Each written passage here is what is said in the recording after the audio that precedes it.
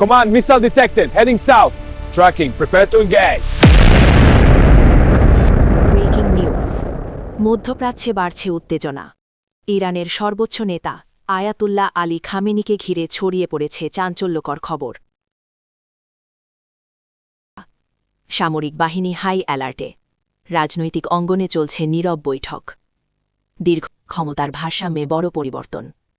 প্রশ্ন এখন একটাই, ইরানের পরবর্তী সিদ্ধান্ত কি?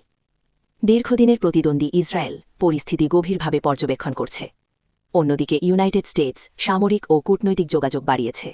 রাশিয়া ও চায়না শান্ত থাকার আহ্বান জানিয়েছে। বিশেষজ্ঞদের মতে এই পরিবর্তন শান্তির পথ খুলতে পারে, আবার নতুন সংঘাতেরও সূচনা করতে পারে।